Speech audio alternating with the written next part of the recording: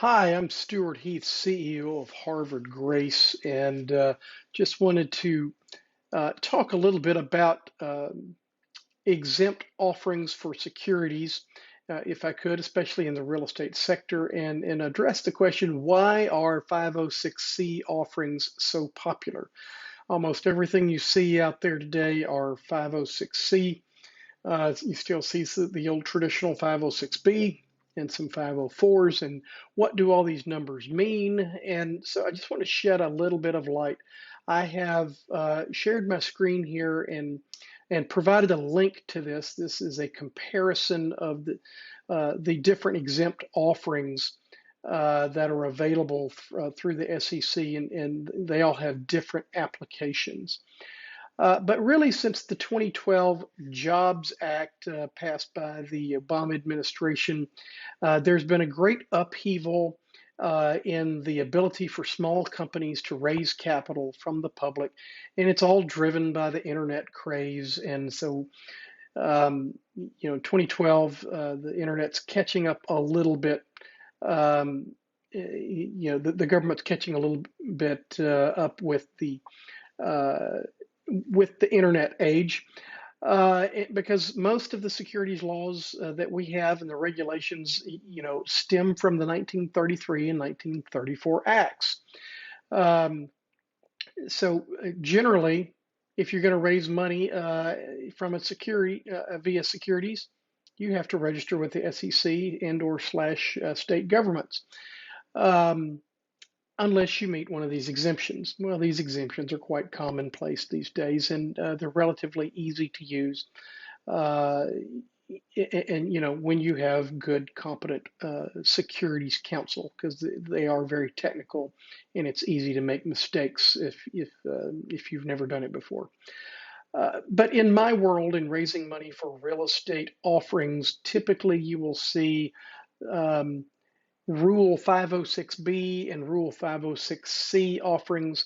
You're starting to see some more Regulation A offerings. They were not very popular at all until until the 2012 Act changed some of the rules, and still they're just now catching on. And we'll see, because we got some rules last year on regulation crowdfunding. But still, today I'm going to bet the vast majority of deals that you're going to see are Rule 506C offerings. Why is that? Uh, in a Rule 506C, you can do general solicitation, which means you can make vast use of general solicitation, digital ads, things of that nature, to attract investors. And you can only receive funds and subscription agreements from accredited investors. And these investors must have a third-party verification that they are in fact accredited. So these things make it very popular with the issuer. First, you take the definition. You no longer have to trust the investor when they say they're an accredited investor. You can rely on a third party. That can be a banker, an attorney, a company that's in the business of verifying investors as third party, and they provide that assurance to the issuer of the securities. And so, but then the ad can be generally applied out in the marketplace as you see fit, and that's because it's a little bit easier with the technology that we have these days. You can be assured that you're not running afoul and you're accidentally going to take $50,000 from someone who's not really an accredited investor, and end up in trouble later on, which you didn't intend it to be. So that's why they're so popular. The rule's been around for a while, but really technology has made it more popular. Rule 506Bs are still also very popular. You can have 35 non-accredited investors, but you cannot generally solicit. You can only solicit people with whom you have an existing relationship with, which is tricky business.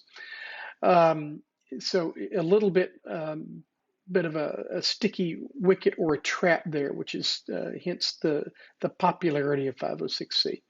Would love to discuss this with you. I am not securities counsel, but I am in the business of raising capital for real estate, and so we use this vehicle.